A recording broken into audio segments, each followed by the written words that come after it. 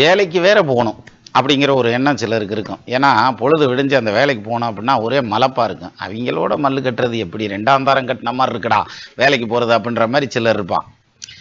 இந்த பொசிஷன் வந்து ஜாதகத்தில் எப்போ வரும், அப்போ எப்படி தெரிஞ்சுக்கலாம் அப்படின்னா, தசை நடத்தக்கூடிய கிரகம் அல்லது புத்தி நடத்தக்கூடிய கிரகம் ஆட்சியாவோ அல்லது உச்சமாவோ இருந்ததுன்னா அவங்களுக்கு வேலைக்கு போகிறது மலைப்பாக இருக்கும். அப்போ இதை எப்படி ஓவர் கம் பண்ணுறது அப்படின்னாக்க, நம்ம வந்து விதியை வந்து மாற்றி எழுத முடியாது. அதுக்கு பதிலாக என்ன பண்ணலாம் அப்படின்னா, அதுக்கு ஒரு ரூட் இருக்குது. என்ன பண்ணலாம்னா, ஆட்சி பெற்ற கிரகத்தினுடைய புத்தி வருது அல்லது தசை அடுத்து வருது அப்படின்னு வச்சுக்கோங்க. இந்த டைமில் நம்ம ஈகோவை கொஞ்சம் குறைச்சிக்கணும்.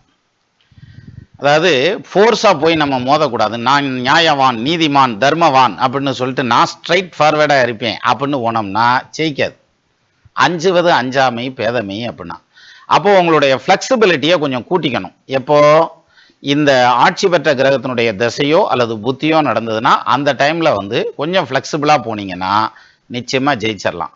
அதை விட்டுவிட்டு நான் கோவிச்சுக்கிட்டு வெளில வர்றேன்னு வந்தோம்னு வைங்களேன், வேலையை விட்டு அந்த பர்டிகுலர் புத்தி முடிகிற வரைக்கும் அடுத்த வேலை எடுக்கிறதுங்கிறது சிரமமாக போயிடும். அதனால் சத்திரியனாக இருக்கக்கூடாது. இந்த மாதிரி நேரங்களில் வந்து சாணக்கியனாக இருக்கணும் அப்படிங்கிறது தான் ரொம்ப முக்கியமான விஷயம்.